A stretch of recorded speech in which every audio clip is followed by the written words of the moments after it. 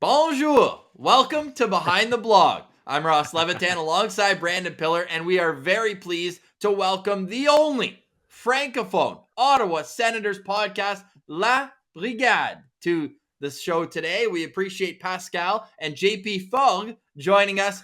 And we'll start with you, JP, because you're in Montreal, heart of enemy territory. How are you doing today? I'm good, thanks. Yourself?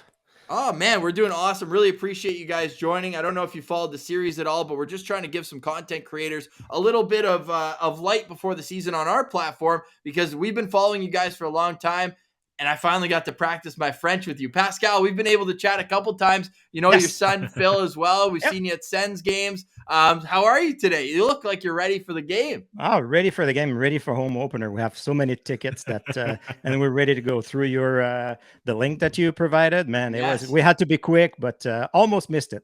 I had Philip running upstairs. Dad, you got to buy him now. And I'm like, no, they didn't come out with the link. No, they did. So then I had like 1 minute, and I think I missed the first batch, but then we were good for the second batch. I think that's awesome. We just reloaded again. We're up to 1,000 tickets sold. Pillsy, this is unreal. Yeah, it really is wild. I'm glad you and your son are able to join. Sure. Pascal, is great meeting you guys at the games, and it is insane how quickly those tickets got eaten up. And hey, like we keep telling people, the section is gone, unfortunately, that we're in, but we want to bring in as many Sens fans as possible at a group discount rate. So the more, the merrier. The rate was unbelievable, right? It's crazy, such a great price. I mean, wow. Yeah. And that's the beauty about being in a city like Ottawa and a team like the Senators. I don't think $30, you can't even get parking, JP, at the Bell Center for $30. I think JP just froze, but no, I think it's actually $30 because I went there. Yeah, I went there last year, and I think I got, and then I got one of the last ticket upstairs, like with my back, like right against the wall, like at the complete top, and I think it was $60, something. But then my parking was $30. I was like, geez, it's almost the same price, right? Yep. So how do you guys know each other, JP? We met.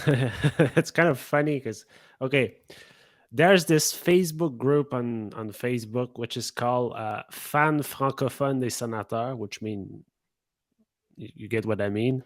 And the idea of creating a podcast for Francophone was in my mind for quite a while.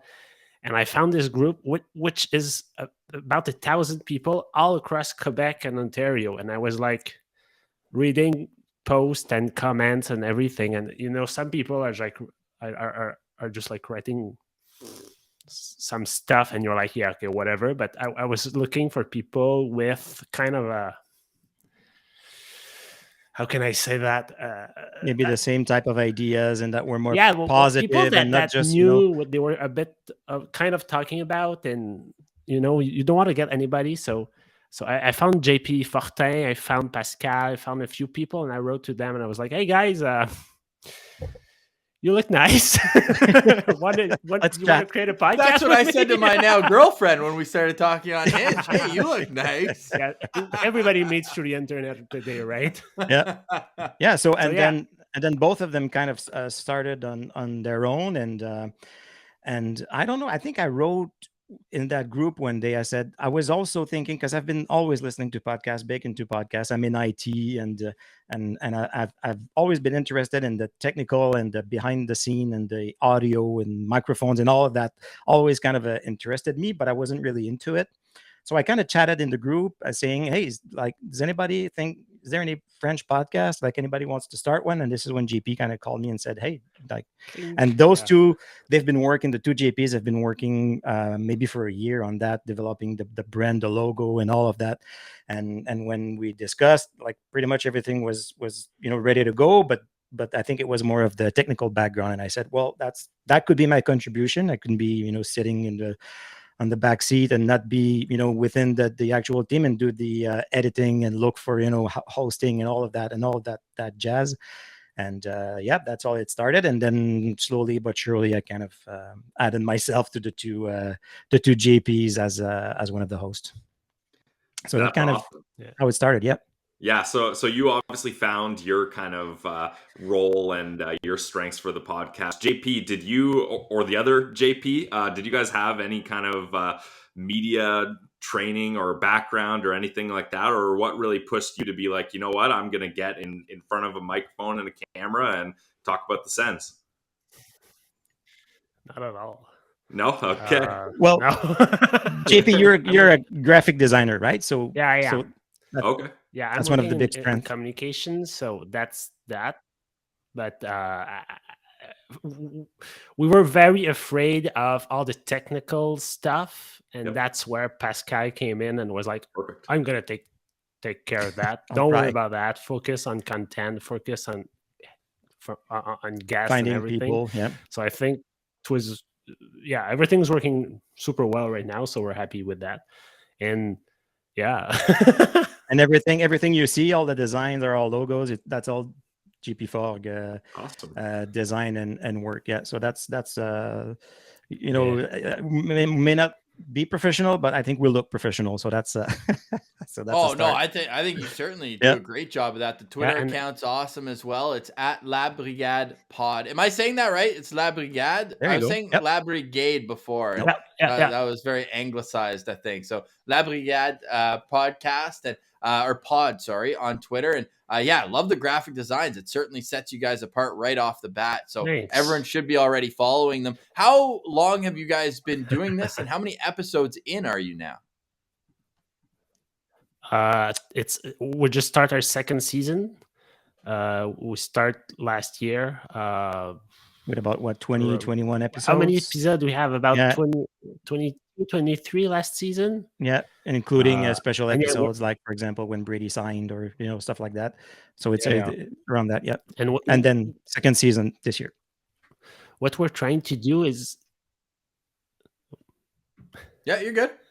and what we're trying to do is, yes, we're the first French, but we didn't want that to be our only thing. We tried to get ourselves somewhere that could be interesting for Anglophone who can understand French as well.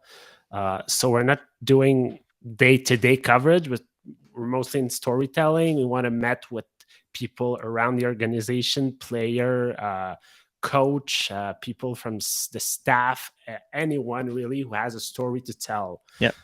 So that's what we're trying to do. And when we're interviewing people, we try to go back, how it started, how did they become a fan, like did they actually play hockey, and we try to go deeper within their background. We had Maxence Guénette, we had Xavier Bernard, we had these type of folks, and Awesome. and we had also Sylvain Saint-Laurent, right? So Yep. Sylvain Saint-Laurent, for example, like not a lot of people know a lot about him, so we were glad we could go back to We love him. how it started. Yeah, no, it's great. He's great. He's been on great, our like, show. He's awesome. What school did he go to? And so that was great. So that's kind of because we do it's once every 2 weeks, right? So we can't really do a news show or a daily news show, because I mean, by the time the episode comes out, we've recorded it 4 or 5 days ago. So that's why sometimes we'll talk about things that people will say, well, that happened 4 or 5 days ago. So that's why we try to keep it more to the storytelling. I like that. That's a great concept to do for that. I was about to run because Sylvain Saint-Laurent actually wrote an article on us when we were just still coming up. I think it was 2 years ago, right after we had Timmy on. So of course my mom had to go buy like 30 copies of that. Sold out the quickies on Rideau Street, and we brought those home. So that's a great keepsake. So we'll always love Sylvain for that, and a great storyteller him as well. So you guys also have a partnership with the Gatineau sports radio station. Is that it? Is that how you're kind of growing and getting new listeners to follow along? It's actually the Ottawa French radio. Perfect. Even better. Which is the official broadcaster in French of the Sens on the radio. And that's something that is great. I don't know for you guys, but in French, when we started, we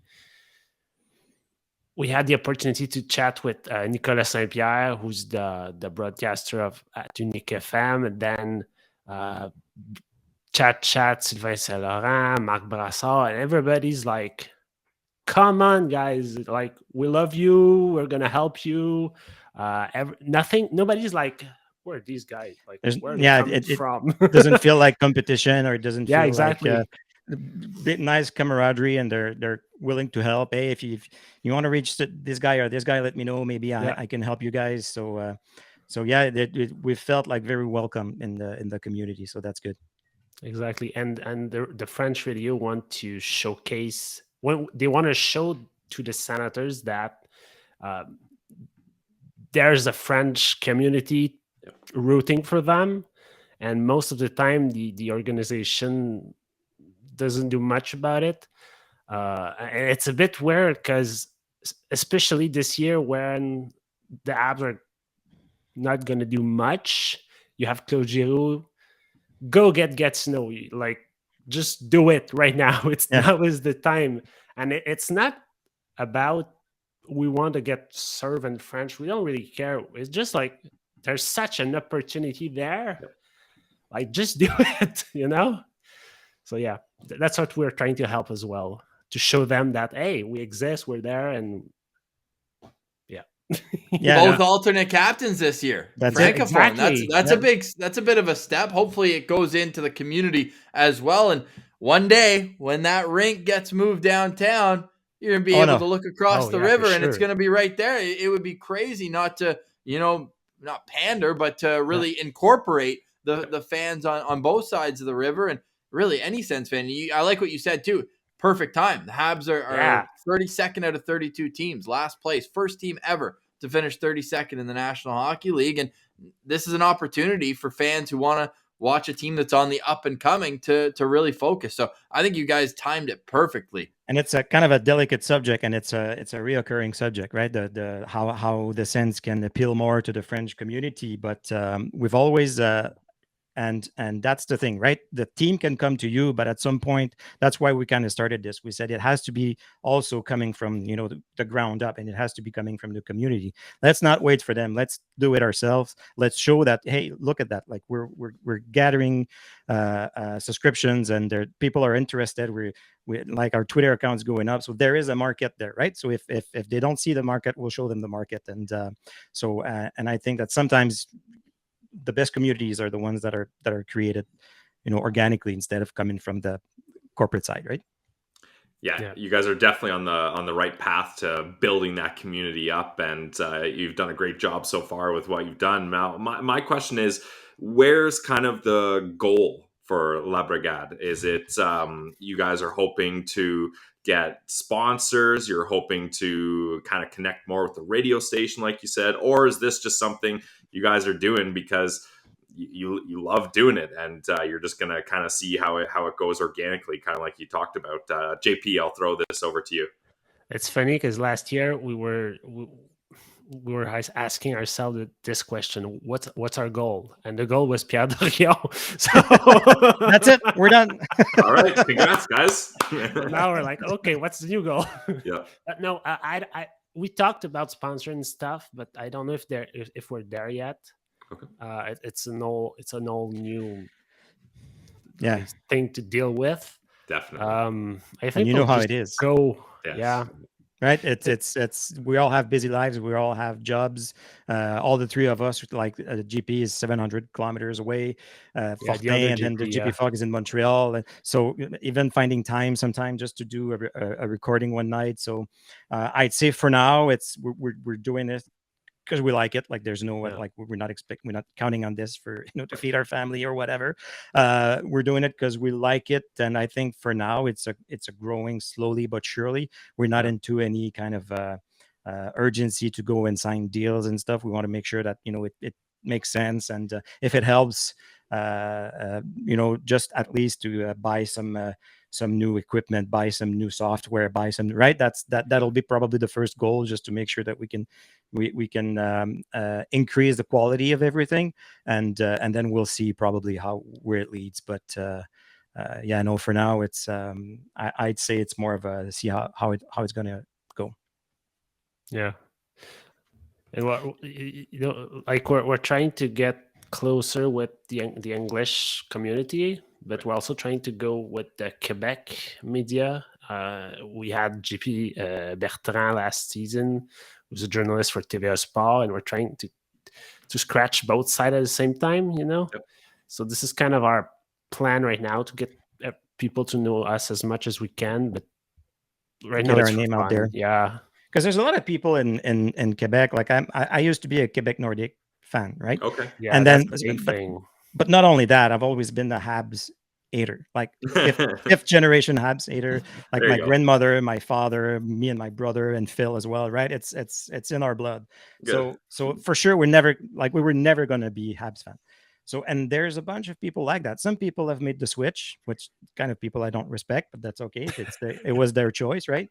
Better So- late than never. Yeah. So, but I mean, there is. I feel like, and these people, you ask people from I don't Quebec City and people around, and where's Gatineau and Ottawa, and they won't even be sure, right? Where's Gatineau? Oh, is it close to Ottawa? So knowing that the team is actually kind of not that far away, and that there's a French community that's ready to welcome them, I think it's there for the grabbing. And one thing that comes back a lot from people from Quebec is we started with the Sens because it was the only team that we could follow in French. Yeah. That were not the Habs. Yeah. So if that's not an opportunity for the team, I don't know what that is. Yep. Because they have a lot of games on and RDS now, right? So.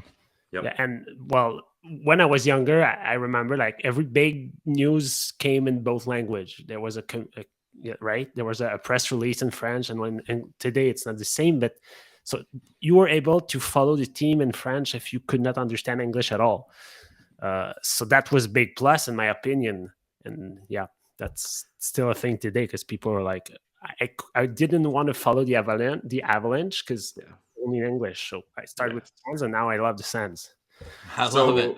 So when you're talking about how this is such a market that the Senators can reach and really grow, what are some examples of things you think the Senators should be doing to be growing their Francophone market?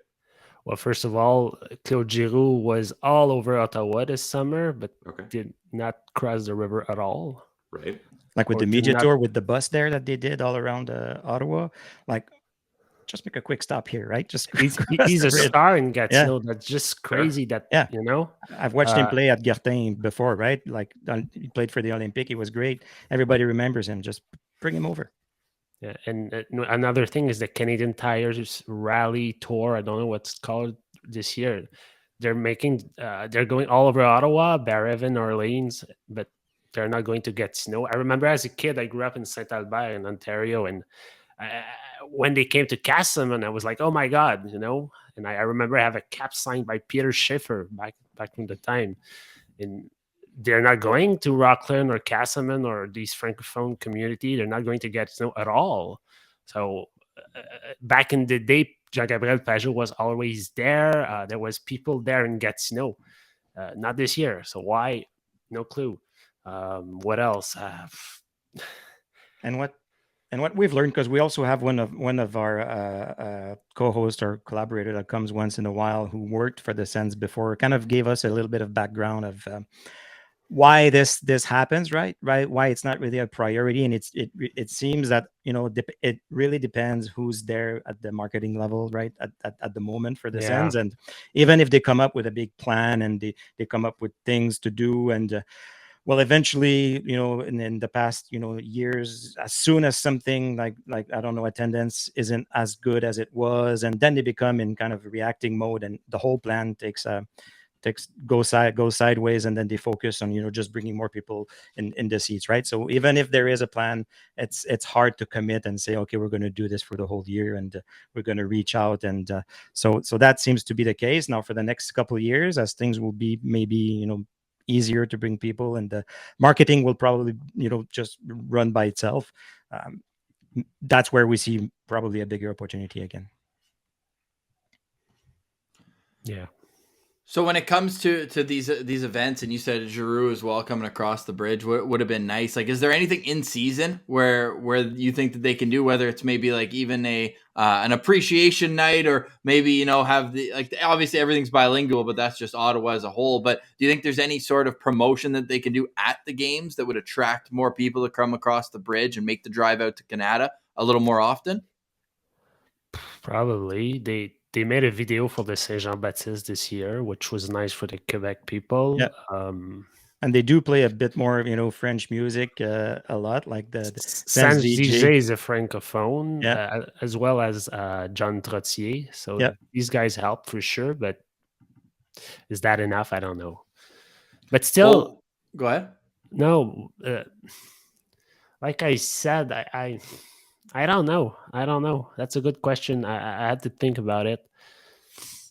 I think one thing that's very apparent, though, is that you guys are passionate about the Ottawa Senators, and you guys are just a microcosm of what a lot of Quebecers, especially just across the bridge, so close to Ottawa, where you're not yet exactly in Habs territory necessarily, that there is an untapped market. And for a team that had trouble over the last number of years selling out the building, you'd think they'd be doing everything they can to get as many people of all sides of the bridge to get to the game. Not like you need a passport to get over. Yeah. Hey, you just need to get in the car and away you go. So that's when Habs fan tell me, when a Habs fan telling me, well, you have to cheer for the local team. Montreal is the local team. I'm like, what? How can Ottawa not be the local team? Like, it's right across the river. That's my local team. It's a different province, but doesn't matter. That's my local team. 100%. Funny. Yeah. I like that. So with that said, on the ice, what are you expecting to see? Do you think it's going to be a good year for La Brigade as you guys are going to be covering a team that's pushing for the playoffs, or is it going to be another year like we've seen recently?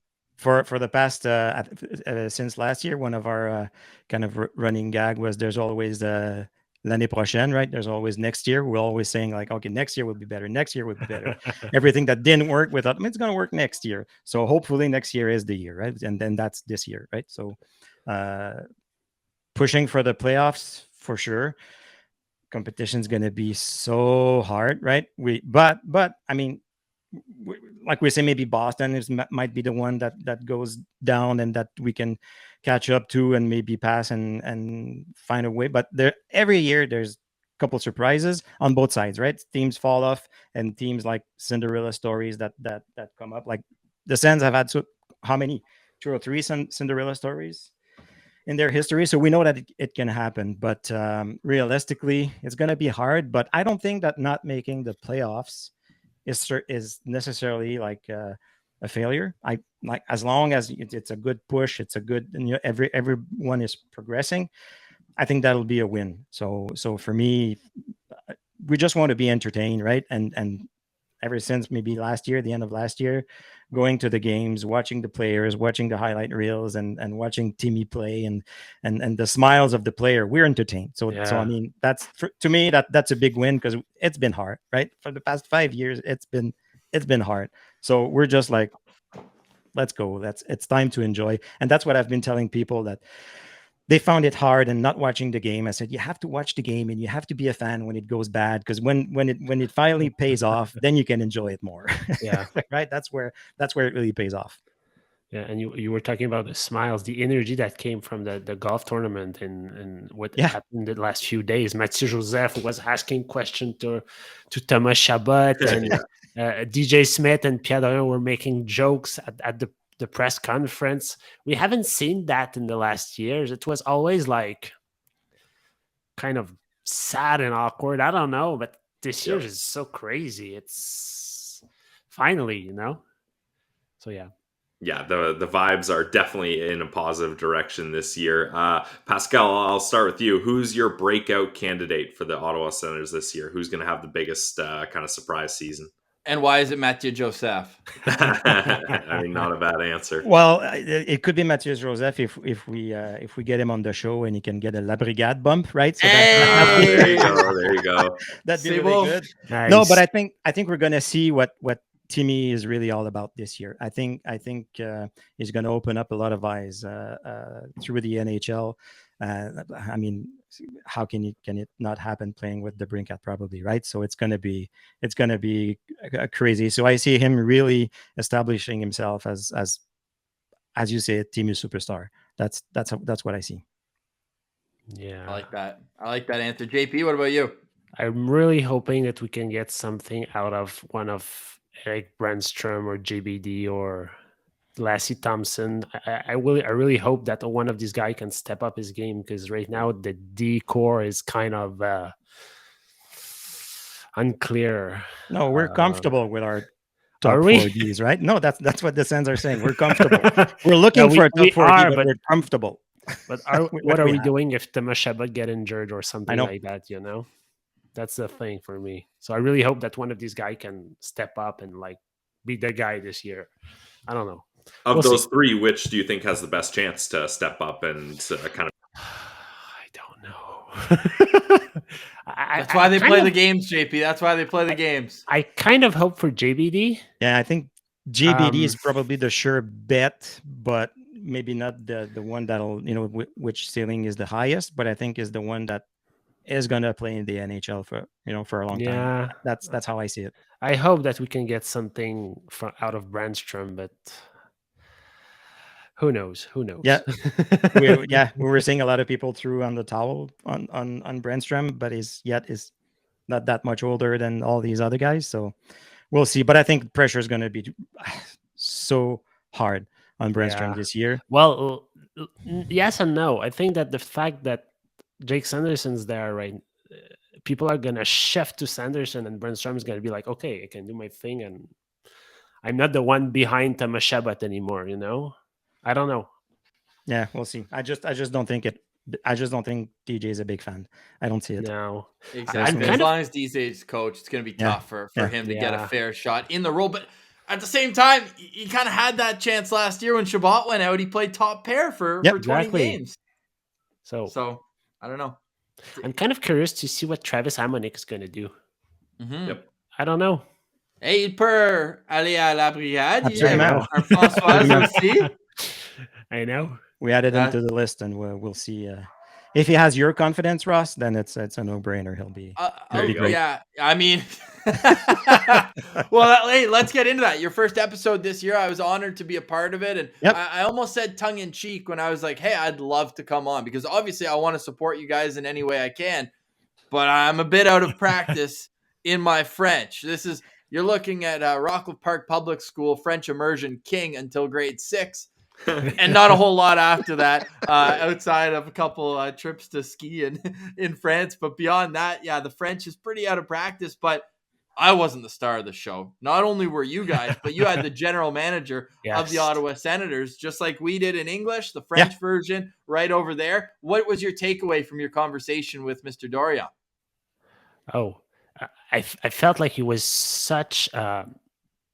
like we were like, congratulations on your summer. Like, you were a king this summer, blah, blah, blah. And he was like, wait, congratulate me later this year.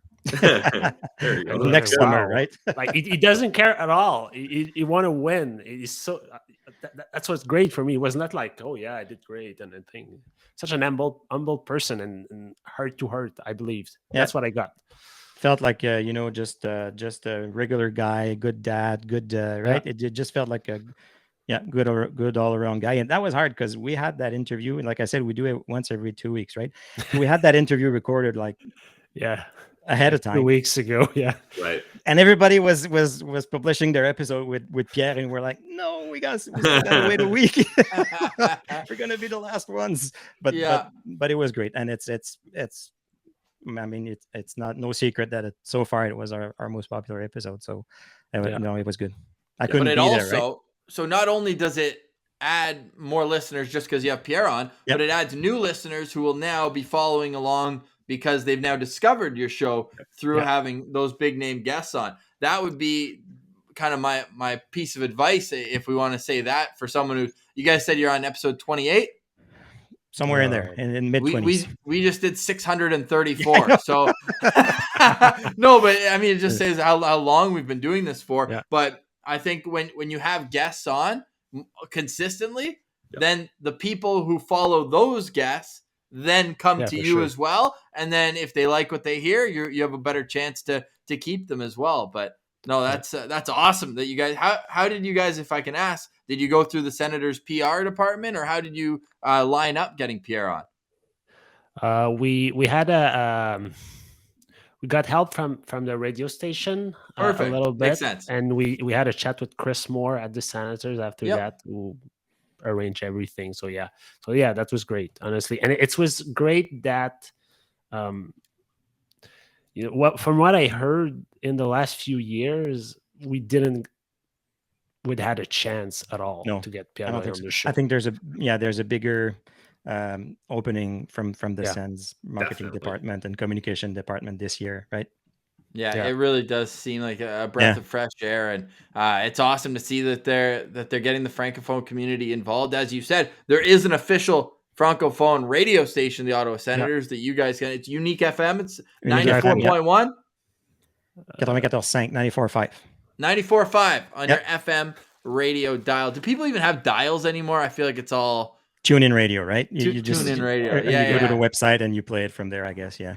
That's awesome. So what can people expect from La Brigade this upcoming season? I know you said you've circled a couple names of guests that you want to have on. I'm assuming Brandon Piller is at the top of the list.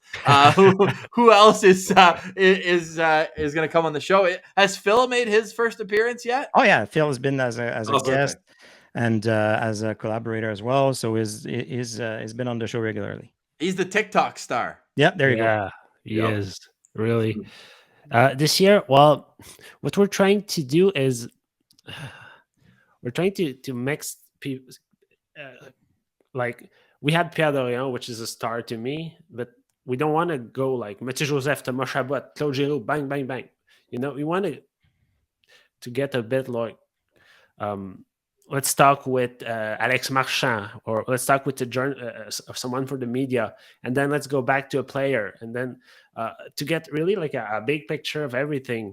I think that's what's great about what we're doing, and from our point of view, we're learning so much stuff, and I think that's what's great. We're not like, I'm not gonna say Marc Method, but he already know everything. So when you learn when he's talking to someone, he's not a fan. So he's not like living the, oh my God, I'm talking to Jean-Gabriel Pajot right now, He's not like, oh, he's like, okay, that's Jean-Gabriel, that's my buddy. So that's what we're trying to create. And I think it's kind of the same with you guys.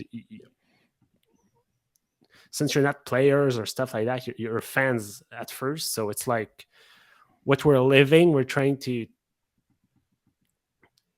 take it and put it in the ears of our listener. I don't know if that's clear at all. No, I get what you're saying. And that's a thing that Ross and I kind of tried to tap into is, like you guys, we saw a kind of void in the market of Sens talk on TSN. It's Leafs, it's Habs, it's Oilers, it's Canucks. And we saw a community that was starving for more content and to have people talk about them. So we didn't want to just be like, we're going to have the best stats and analysis. We want to really build up this community, which it sounds like you guys are, that's also your goal. So I think hats off to you guys. That's it's a hard thing to get going. It's hard to build momentum, but now that you've had a big interview, you're in touch with the radio station, I think things are going to boom for you guys. So I'm excited about that. And you talked about community. Like a brigade is a small part of an army. So that's what's the idea at first. Like we're a small francophone part of the Sens army. So we don't want to be a part. We just want to be like part of the big army. We're still all the same, I don't want to be like the French and the Anglophone. No, we're all Sens fans, and that's all that matter. Love it. That's perfect. I feel like that's the perfect place to leave it right now, where we've got Pascal Villeneuve and JP Forgues with us from La Brigade. Forgues. Damn, I hit 2 for 2 at you had it earlier, yeah. Forgues. No, editing will fix all that. I got that. Yeah, no, that's the thing. We just laugh at our mistakes at this point. Yeah, there you go. When we were actually, let's end it off like that. Do you have any questions for us, as people have done 600 and some podcasts? That's just crazy, you guys. Like doing that every single day, even during summer, it's what, 3 days a week. I mean, that's just that's just crazy. How do you even find the time? That I don't know. I don't understand. Well, I think you guys you record. There's a bit of editing, but there's no like. I think you said at the beginning you were going through everything, cutting all the silences and the hesitations and stuff. I used to go crazy. But I'm thinking, I'm like, it's impossible. They can't do that on a daily show. Like, no, it's but never gonna happen. We did during the pandemic. Obviously, we were out of work for a while. We both worked in the service industry at that point, and it was like it was all shut down. So what I would do is I would listen to the entire episode on Audacity, is what we use to cut our audio, and I would cut out every every pause between answer. Like Pilsy would even say I do it too much. Like I would like take out like any sort of pauses, but this would allow the most information to get to the listener in the shortest amount of time. But it became crazy. Like if you go back and listen to some of the old episodes on Spotify, there's no breath I would have cut out. That breath I would have cut out there. I would have cut out. And it got to a point where when I was editing the audio, I know what an looks like. not what it sounds like. I'm like, oh, these waves, that's an I'll cut that quickly. Like that's when I think that's when I kind of clued in. Like, okay, it's all right to have a few ums and ahs in between. Yeah. It's natural. You want it to be a conversation amongst friends, not a diligent, perfect media report or anything like that. But it also helped us learn to cut out some of our ums and ahs because we just listened to every single episode from front to back. So it was like we were almost doing kind of a recap, and while it was going on in our head, it's like, I shouldn't have jumped in there. Oh, I should have asked this follow-up there if it's an interview. And it really did help us in the long run, but it was unsustainable. And thank God for YouTube coming in, because at this point, it looks choppy when you cut a video more so than it does audio. So we just let it ride. And at this point, when we make mistakes, we just go hand up, and it's way funnier. But you already have like to compliment you guys. Like you already have the radio voice and the way of talking and all the right things, and everything just flows so naturally. I think you have a media background, right? I don't know how much of that help and how much of that is your own personality and your own talent. But that's the thing. That's one of the things that we struggle with, right? We're just some random guys talking on a microphone, and sometimes I have to cut, right? And so, but that's one thing that we want to do, is to try to record more as if it was gonna go live, right? So that when you have to edit, it doesn't appear as much. But one question I have is so when you do reach out to people, and it's silence, right? There's nothing coming back. There's no, like, how do you address it? Like how insistent are you guys, or how are you like, hey, we exist, we'd like to talk to you, and we'll follow up in a month, right? So what's your approach? I see there's 7.753 billion people in the world. If one person doesn't want to come on our show, it's on to the next one. I don't. There's one guy who I follow up with because he sucks at getting back to you, but when he does, he's the nicest guy, and he wears number 18 for the Ottawa Senators. Everybody else, it's one request, and if they don't get back, I just take it as they don't feel like coming on the show. So that's all right. We don't want people on the show who don't want to be here, because then it's going to feel forced. It's going to feel for sure like they're not. But the amount, especially the young players, I give them so much credit for crazy, putting right? themselves out there. Yeah. After each draft, I'll just send a quick DM and be like, hey, like, if you're ever interested, we'd love to introduce you to Sens fans. That's the way that we word it.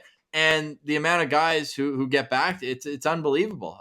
So we appreciate that. And it just shows what Pierre says. Like, they draft character players. They look a lot at what they are as people as much as they are as hockey players. Like, look at a guy like Angus Crookshank. Like, what an awesome kid he is. Igor reached out. He saw Pilsy was going to Halifax. He's like, let's get coffee. Like, really? Who does no way. That? Like, it's just the kind of guy he is. So we appreciate that these guys, they're so, like, I guess it's kind of the new age too. They've grown up with this lifestyle of being on your phone all the time and I don't know, sometimes and all that.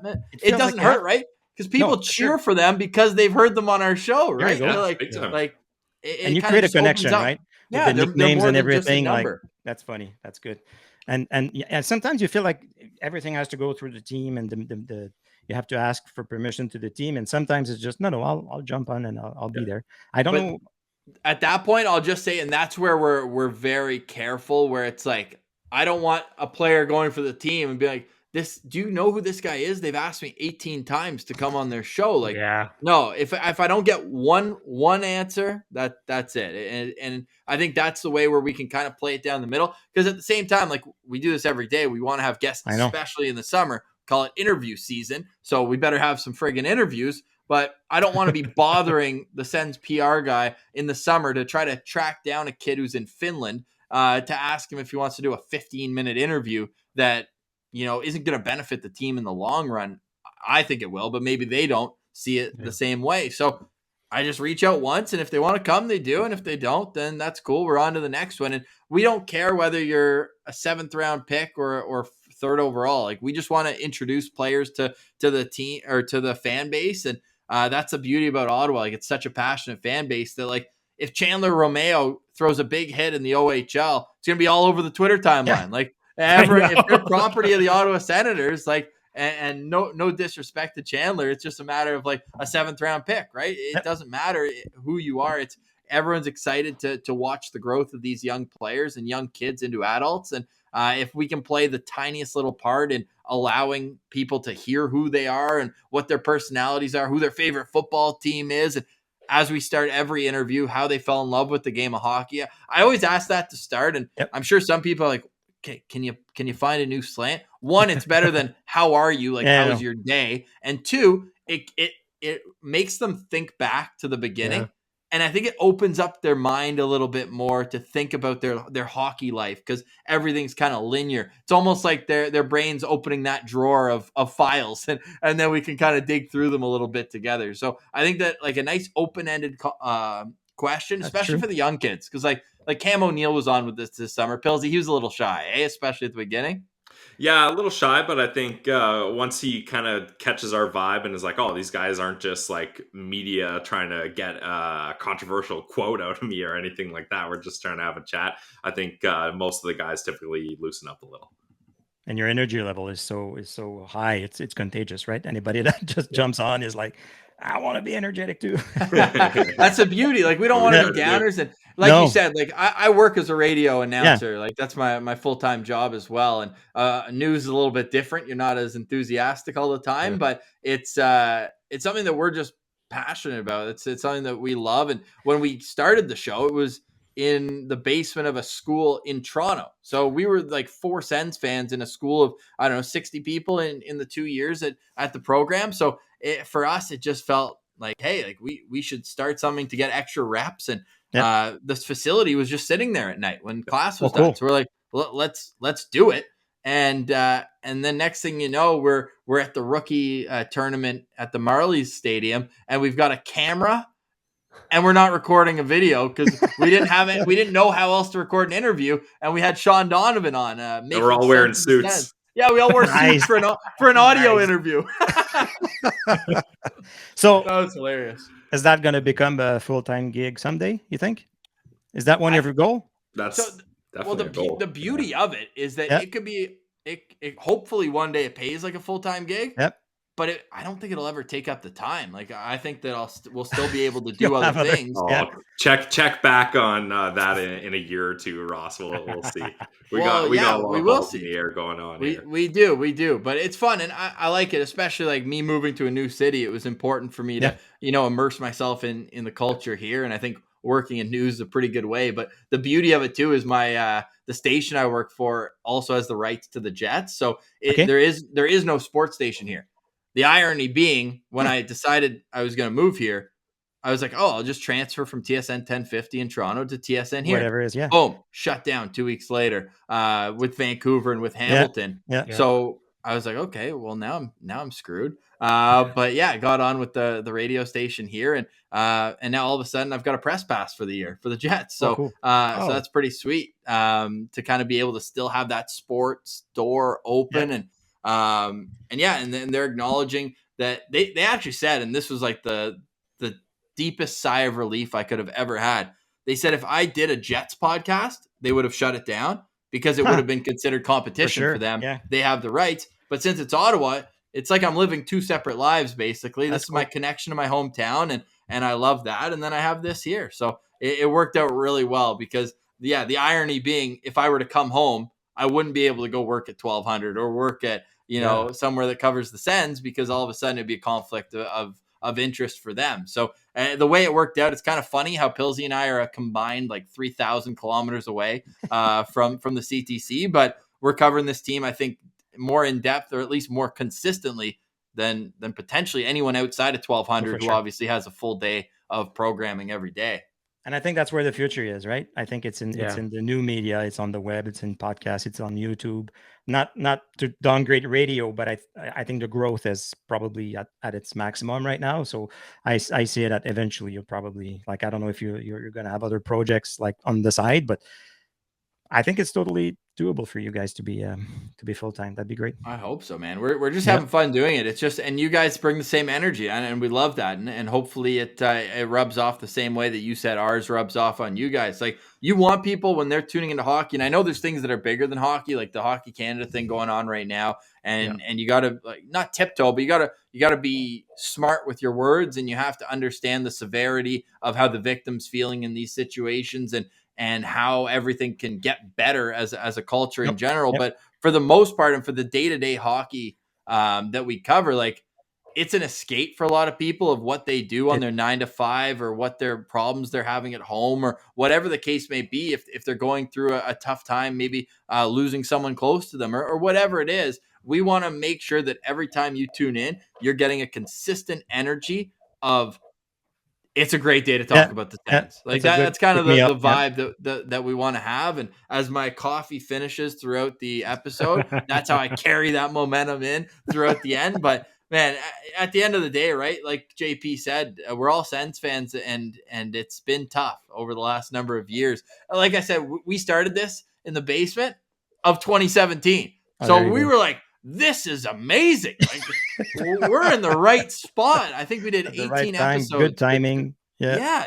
And well, good timing is interesting. As Mr. Melnick, rest in peace, said, doesn't get any better than this when they got Matt Duchene, and it seemed like he was right for a number of years. But I mean, bad performance create a lot of content as well, right? You don't want to be the Debbie Downer and talk bad about and be negative, but it does bring up a lot of content and discussion and opportunity. Points, so, I like that too, because you can go two directions. And I like what Lalim's Martian was saying. Like, it felt like all the main accounts on Sens Twitter, all the ones who had been around for a while and had over 10,000 followers and really had influence, they were like throwing in the towel at the rebuild, where it was like we suck, we're a joke, and just getting in on all that.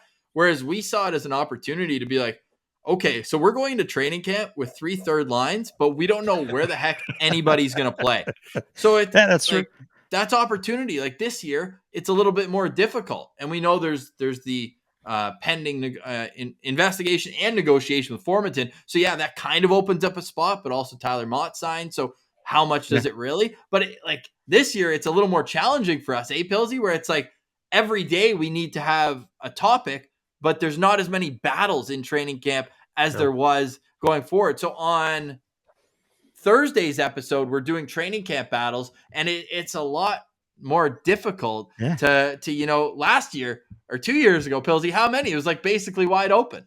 Yeah, it was open seats everywhere. It was like musical chairs, but more chairs than people. Yeah. Yes, 100%. Imagine that as the intermission thing. Everyone does it, but they put more chairs by accident instead of people. Yeah.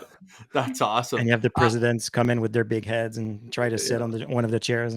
Pascal, do you remember before the president or prime minister's race when they used to do the goalie race? I feel like that got lost in history a little bit. So when would that be?